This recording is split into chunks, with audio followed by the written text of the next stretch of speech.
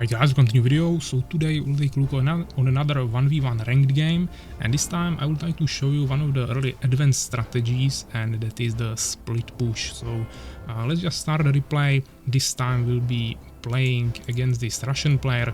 You already saw some games against this guy. I think the two first games I showed you from the ranked that I recorded for YouTube were right against this guy. So you already saw him. Right now he's like 4th on the ladder, I think, so he's definitely really good. Obviously always really good win rate, but this time we'll definitely defeat him. So I will show you what strategies you maybe want to implement if you are playing against some of these really good players, because if you just play really decent overall, you will defeat 95% of the players, but once you get to the really top 1% or top 5%, you need to add a little bit more touch to it to actually gain an advantage and defeat them. So this time, as I said, we'll use the split push strategy for that. It's really difficult because you need to control two armies at two different places, but it can be really effective because most players, first of all, they won't expect it, and second of all, it's really hard to actually defend against that. So we are starting, as always, pretty simple. Barracks into lumber mill and double farm. We are immediately making archers. By the way, they are still implementing new changes for archers, so right now they actually also included that you can turn off the auto rebuy of arrows, or it's actually turned off in default. You can turn it on so it still buys the new arrows automatically, which costs 5 gold. I believe it's after 10 shots. Yeah, when you are playing basically down here in the top right corner below the game menu, you have another button where you can turn on the automatic buying of new arrows. So I'm obviously using that, but just something new that I should probably mention that it was added in the last patch today. But yeah, for now we are just making new archers, trying to clear this gold camp. First of all, we are preparing for expansion if we need it. We are still playing with just one base, but it's definitely always good to clear this. We are also moving towards this base. I didn't know where he is, so first I always go to scout this base. And lastly, you want to gather the resources and experience from that. Important. With the price of the arrows, you actually don't get as much resources from destroying camps with archers, but since you don't lose any units usually, it's still worth it, and also you get the experience there, so that's like really valuable. We can see that he decided to clear the wolves first. I wouldn't really recommend this in general. First of all, he might even lose an archer here. He was not careful enough, so he lost one archer, so already he's losing resources. Now he even ran out of the arrows for a second, so he didn't have it turned on automatically. Not sure if he turned it on now or if he just bought it manually. Probably see later in the game. Now he started clearing some walls, so he will maybe get a little bit more resources from it, but I'm already clearing second camp, so overall I'm definitely getting more resources, more experience, and since I didn't lose any units, it's just much more effective overall. So I would always recommend to clear the camps, even though I mean the bases, expansions that are protected by the archers, or at least ogres, just not wolves in the beginning.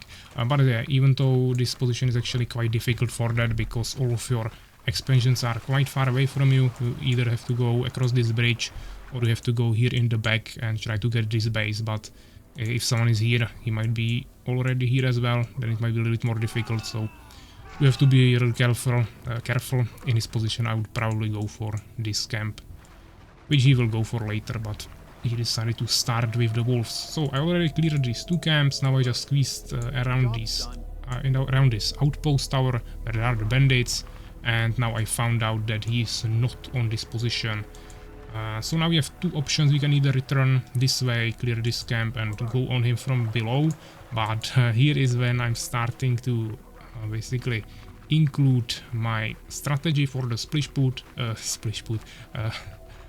push, and that basically means that since my base is down here and I'll be producing new units from the south and I'll be attacking him from the bridge, I need to keep second army here on the top, and that will be these 8 archers, or 7 archers that I am using during the whole game, getting as much experience as I can. This is the third expansion that I'm clearing, spending some resources there but immediately getting it back. and they are already mostly level 2. And here you can see that he's already clearing this camp. Fortunately for me, the wolves started killing him a little bit there as well, and I'm already coming with my army. Now we started shooting the wolves, so I was still able to get at least one goblin from him. You can see that he doesn't have the automatic arrows still there. I also killed one archer, some of the wolves now, so a really good push here. We stole lots of creeps from him and also managed to kill one archer there. At home I'm preparing smithy because I knew that this bridge is really hard to push with just archers, so we definitely want to use some cannons with the siege ability. At the same time we are just adding more peasants to wood, still producing new peasants to gold, and ideally also getting some extra food. You can see I'm really still getting 50 more food than I'm spending, so we are trying to maintain a really good food production, even though our stock is basically at 0.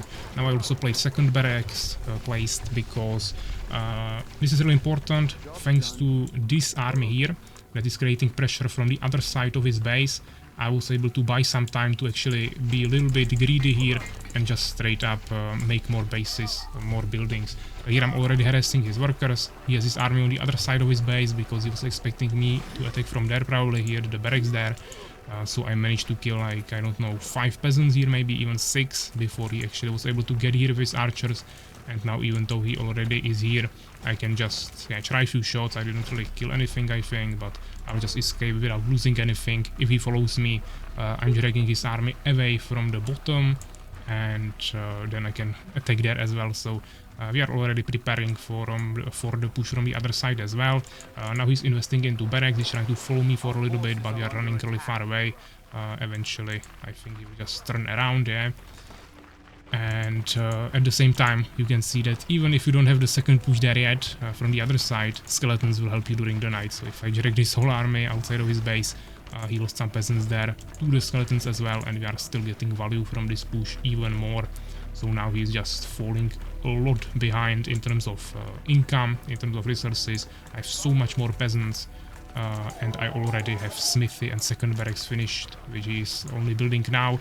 And I'm once again immediately, once I feel like he's not here anymore because he needs to protect against the skeletons, I'm coming back with all of my archers and quickly sniping out all of these peasants that are building the barracks. He's coming right back when he killed the skeletons, but already 3 peasants are dead, so even more kills for me. At home we still have decent defense, so I don't think we lost a single peasant during the night. And I already have 2 cannons prepared, and now I will go quickly for the artillery shot upgrade. Now I'm retreating a little bit, and now we want to launch the second push from the other side. So once the end nights, immediately we are taking all of our archers, all of our cannons, and new units that I'll be producing I will be stacking at home, so we still have some defense there. I won't bother killing these bandits. I just should shoot them a few times to force them back on the outpost. Now we just walk through them. Here we can clear this camp pretty quickly with our archers, and then we bring the cannons there, and it should be pretty easy. He's also walking out of his base with his archers, but his archer army is smaller than my second army here, and I still have this main army with really good levels prepared to harass him at any time. Obviously I knew that he finished the barracks now and he has some defense there, so I wasn't really attacking. But now we already cleared this camp, we are coming. As I said, new units are staying at home for some defense.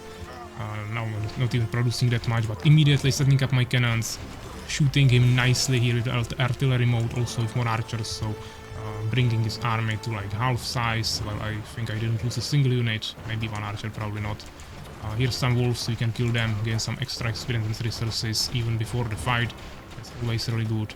Mainly we need to protect the cannons. He knows that I'm coming from here, so he's immediately bringing his cannon to this side. He maybe even thought that I brought the archers from the top here, because he didn't probably think that I could have 2 strong armies at one time. And now he tried to push me here, and once again I have archers prepared there, so we are pushing him from both sides. My cannons are already shooting the artillery shots on these barracks, also on his cannon. And he basically surrenders because here I already am pushing again with these archers. These archers are prepared, and we are also sieging him with cannons.